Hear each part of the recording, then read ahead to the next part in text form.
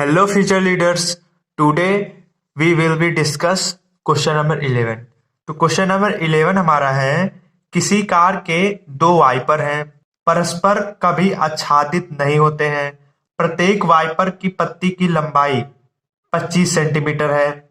115 degree के कोण तक सफाई कर सकते हैं।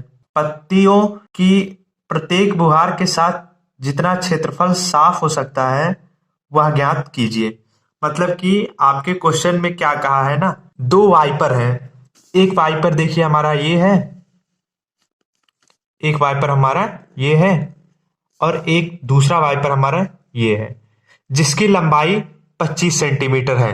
क्वेश्चन में आपके दिया गया है, मतलब इस वाइपर की लंबाई 25 सेंटीमीटर और इस वाइपर की लंबाई भी 25 मीटर है, सॉरी 25 सेंटीमीटर है। ठीक, अब देखिए आपके क्वेश्चन में क्या कहा है कि ये जो वाइपर है ये एक दूसरे कर कभी आच्छादित नहीं होते हैं। इसका मतलब क्या, मतलब कि जो ये पहला वाला वाइपर है और ये जो दूसरा वाला वाइपर है दोनों एक दूसरे पर ओवरलैप नहीं होते हैं। मतलब कि ये वाइपर और ये वाइपर एक दूसरे पर कभी टक्कर नहीं करते हैं। ठीक, आपके क्वेश्चन में यही कहा है। और फिर क्या कहा है, ये जो वाइपर है ये 115 डिग्री तक घूम सकता है। मतलब कि ये वाइपर है, इस वाइपर को यहां घूमने में 115 डिग्री का कोण लगेगा। मतलब ये वाइपर 115 डिग्री तक ही घूम सकता है, आपके क्वेश्चन में दिया गया है। ये वाइपर है, वाइपर ऐसे ही मूव करेगा, एक बार ऐसे फिर एक बार ऐसे ना। ये वाइपर है तो एक बार ऐसे मूव करेगा और एक बार ऐसे मूव करेगा, तो इनके बीच जो एंगल बन रहा है 115 डिग्री का बन रहा है। ठीक, तो थीटा हमारा दिया गया है 115 डिग्री। अभी हम इस वाइपर की बात कर रहे हैं, हमको क्षेत्रफल निकालना है दोनों वाइपर का, लेकिन हम क्या करेंगे, पहले इस वाइपर का क्षेत्रफल निकाल लेंगे, फिर जो हमारा आएगा उसमें हम 2 से मल्टीप्लाई करा देंगे। क्यों 2 से मल्टीप्लाई करा देंगे, क्योंकि देखिए इस वाइपर की लंबाई भी 25 सेंटीमीटर है और इस वाइपर की लंबाई भी 25 सेंटीमीटर है। इसके बीच 115 डिग्री कोण बन रहा है, इसके बीच भी 115 डिग्री का कोण बन रहा है। दोनों देखिए सेम टू सेम है, तो हम क्या करेंगे, एक का ही क्षेत्रफल निकालेंगे और क्योंकि दोनों सेम है तो हम 2 से क्या करा देंगे, मल्टीप्लाई करा देंगे। ठीक, आर इसमें कितना दिया गया है, 25 सेंटीमीटर। ठीक, तो आप क्या करिए, यहां पर लिख दीजिए पहली पत्ती लिखिए या वाइपर लिख दीजिए, उससे कोई दिक्कत नहीं। पहली पत्ती द्वारा साफ किया गया क्षेत्रफल।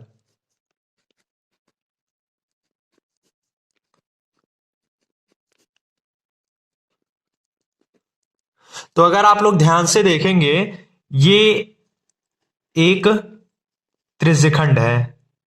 ठीक, ये एक क्या है, त्रिज्यखंड बन रहा है। तो त्रिज्यखंड का फॉर्मूला क्या होता है, थीटा बटे 360 गुणे पाई आर स्क्वायर। ठीक, यहां लिखा है थीटा, थीटा का वैल्यू इसमें कितना है, 115 है, यहां पर लिख दीजिए 115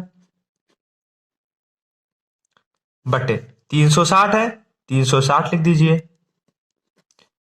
गुणे पाई, पाई का वैल्यू 22/7 है, 22/7 लिख दीजिए गुणे आर, आर का वैल्यू इसमें 15 है, 15 लिख दीजिए, सॉरी 25 है, आर का वैल्यू इसमें 25 है ना, तो 25 का स्क्वायर लिख दीजिए, आर स्क्वायर है ना।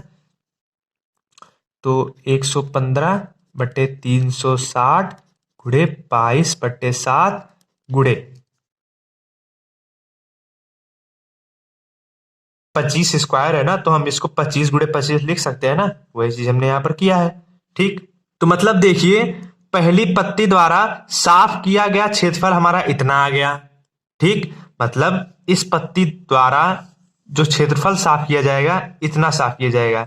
अगर हम कह दें कि इस पत्ती द्वारा क्षेत्रफल कितना साफ किया जाएगा, तो भी इतना ही साफ किया जाएगा।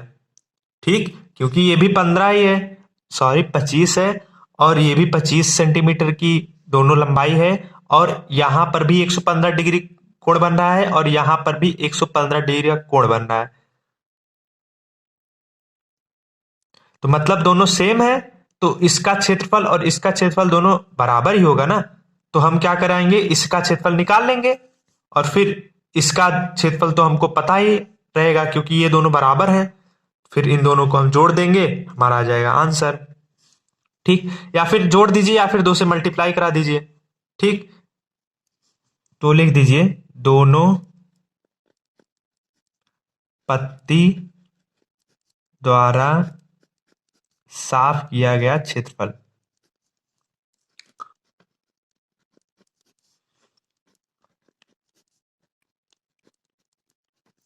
बराबर 2 गुणे एक पहली पत्ती द्वारा साफ किया गया क्षेत्रफल कितना है, इतना है, तो हम इतना लिख देंगे 115 बट्टे 360 गुणे 22 बट्टे 7 गुणे 25 गुणे 25।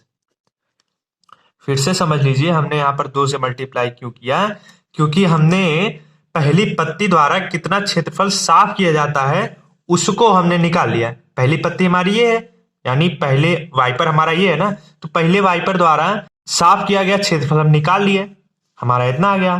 तो पहली निकल गया, फिर दूसरी वाइपर द्वारा, क्योंकि हमारे 2 वाइपर है ना, तो हमने 2 से मल्टीप्लाई करा दिया। एक वाइपर का क्षेत्रफल इतना है, मतलब एक वाइपर द्वारा साफ किया गया क्षेत्रफल हमारा इतना है, तो हम पूछ ले 2 वाइपर द्वारा साफ किया गया क्षेत्रफल कितना होगा, 2 से मल्टीप्लाई हो जाएगा ना।